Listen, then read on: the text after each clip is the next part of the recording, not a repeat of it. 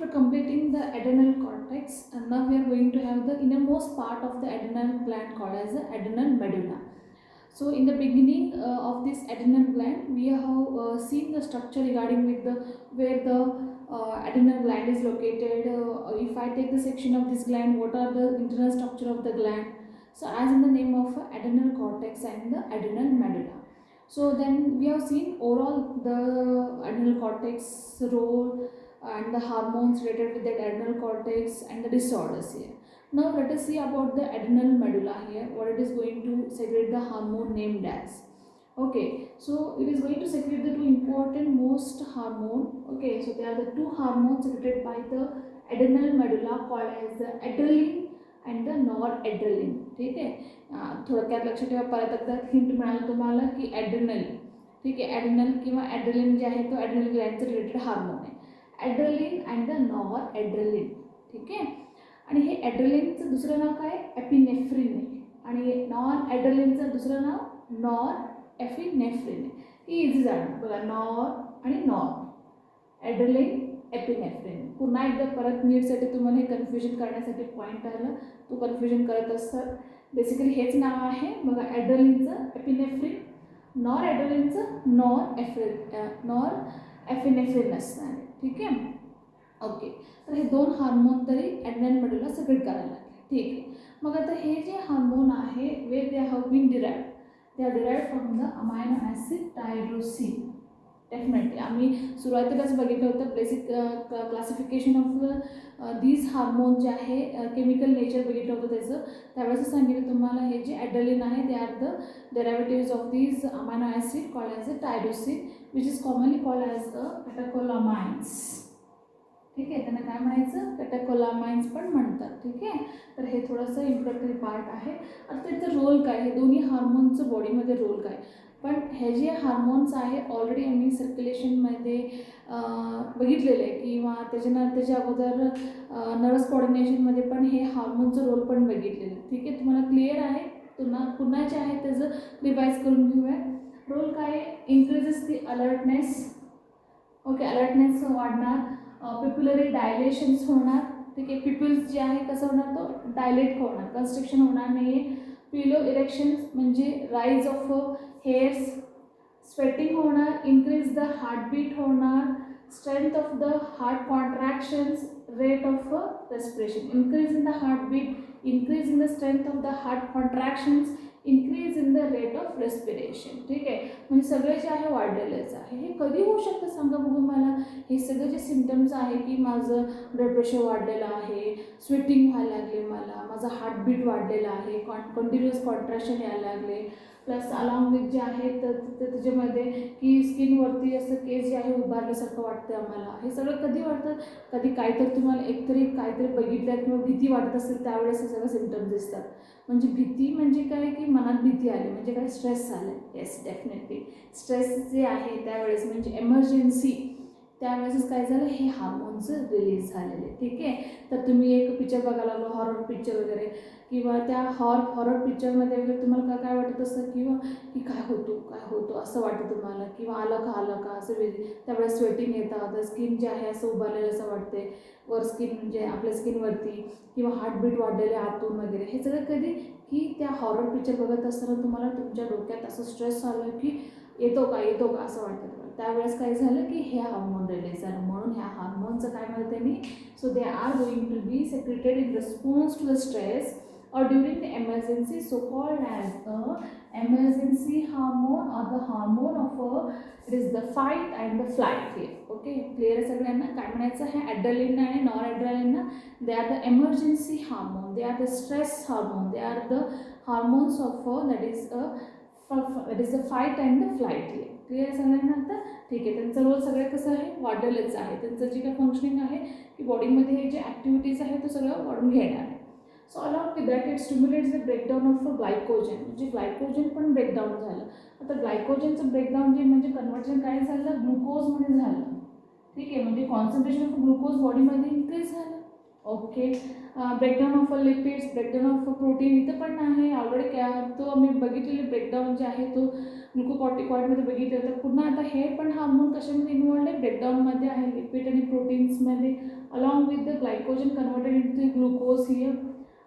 So these are the few important functions of this that is a adrenal medulla of a hormone called as adrenaline and the non-adrenaline.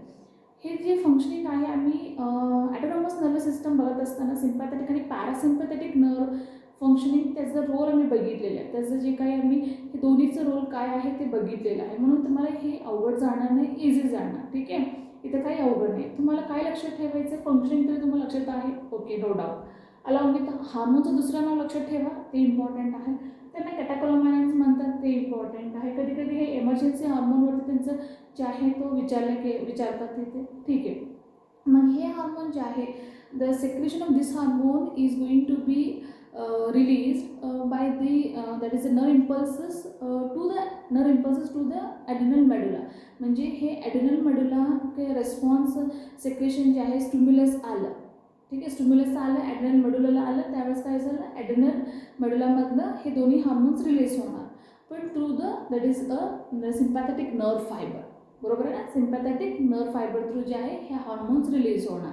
म्हणजे इथे sympathetic nerve fibre that will stimulate to secrete the hormone adrenaline and the non adrenaline आहे. ठीक आहे, मग आता हे जे hormone आहे through the sympathetic nerve fibre through झालं, म्हणून त्याला स्टिम्युलेशन आम्ही काय म्हणू शकतो, सिम्पॅथेटिक स्टिम्युलेशन म्हणू शकतो. मग आता हे स्टिम्युलेशन जे आहे तो ऑर्गन सिस्टमवरती ॲक्ट होणार. ओके, तर आता हे ऑर्गन सिस्टमवरती ते काय होणार की that will shows few roles regarding with this hormones. Okay, पण इथे काय झालं की पुन्हा एकदा कोऑर्डिनेशन फॉर्मेशन झालं. There is a coordination between this adrenal medulla and the sympathetic nerve fibre. इथं फक्त हे स्ट्रेस आलं, मग हे स्ट्रेस जे आहे तो घेऊन येणारा फायबर कोण आहे, सिम्पॅथेटिक नर्व फायबर आहे. बॉडीमध्ये स्ट्रेस आला, बॉडीमध्ये आपल्याला काहीतरी चेंजेस झालं, तो चेंजेस जे आहे कुठं ॲड्रिनल मेडुला स्टिम्युलेट केलं, तर कोणी स्टिम्युलेट केलं, हे सिम्पॅथेटिक नर्व फायबरने स्टिम्युलेट केलं, त्यावेळेसच हे ॲड्रेलिन आलं. म्हणजे हे ॲड्रेलिन सेक्रेशन काढण्यासाठी कोणतं स्ट्रक्चर इन्व्हॉल्व झालं, एकतरी ॲड्रिनल मेडुला आणि सिम्पॅथेटिक नर्व फायबर. म्हणजे ह्यांच्या दोघांमध्ये काय झालं, पुन्हा एकदा कोऑर्डिनेशन झालं.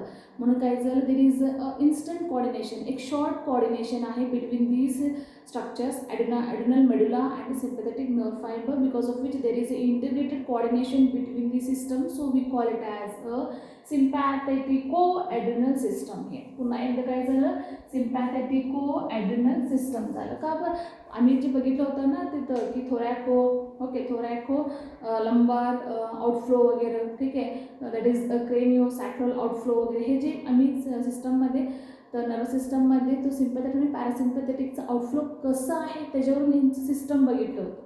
मग आता इथे पण काय झालं, त्यांचे कोऑर्डिनेशन झालं. कसं कोऑर्डिनेशन होतं, तो ग्लँड आणि हार्मोनचं, ठीक आहे, तसं काय तो नर्वस सिस्टम्स आणि हार्मोन सिस्टम कोऑर्डिनेशन आहे.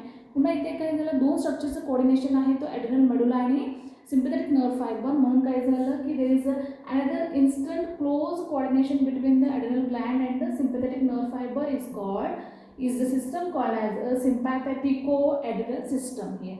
Clear लक्षात आलं ना तुम्हाला, that is through the sympathetic nerve fiber, so there is a coordination, there is integration, so that system is this one.